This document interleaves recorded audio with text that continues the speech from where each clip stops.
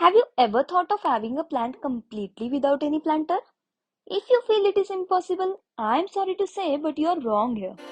Hello everyone, I'm Plant Girl and welcome back to my channel. So today let us see how we can easily create this DIY hanging planterless plant. The main idea behind this has been originated in Japan and it is known as Kokedama there. And what we are going to create today is very similar to this Kokedama. So for this, the potting media that we are gonna use is fine garden soil, where I have red soil 50% and black soil 25%, along with 25% of vermicompost. It is very essential to have clayey soil for this purpose as it will hold all together very nicely. Here are my Pothos cuttings which we are going to plant in our unique setup. Pothos is always a safe choice. Let's now mix our potting mix all together. It's really very satisfying thing to do. Now slowly I'm going to add water here. I am being patient as I don't want any extra water and unnecessary trouble.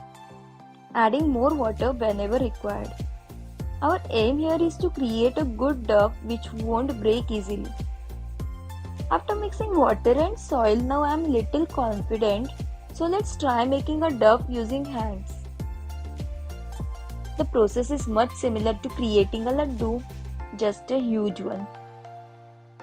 So to adjust the consistency, I am going to use some more soil here. I am completely using filtered soil as we don't want even a single stone or any kind of hard substance. And please don't ask how I am shooting such an unstable video. I don't have my tripod set up and maybe I will share this difficult yet so funny setup through my short video. And after following the same process continuously, finally we are now close to our goal and the ball is now almost ready.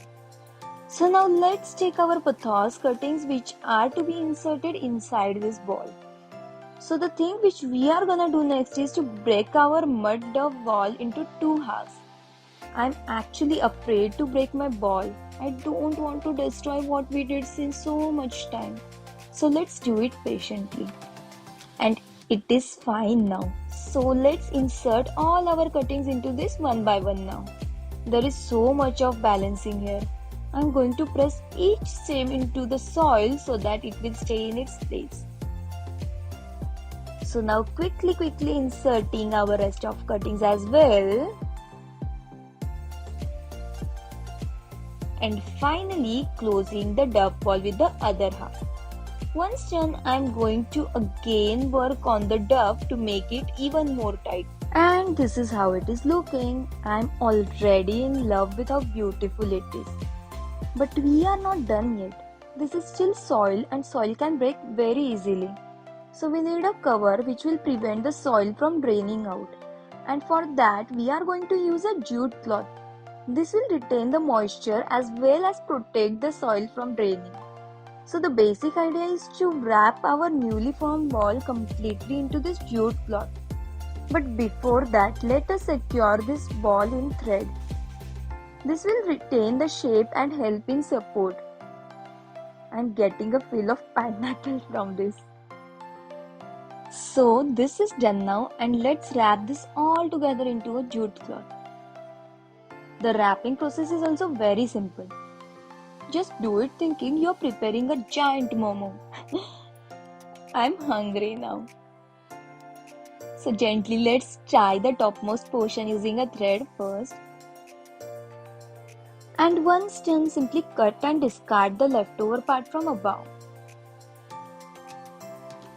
After that I am tying it with few more threads and it is giving me now potli kind of vibes.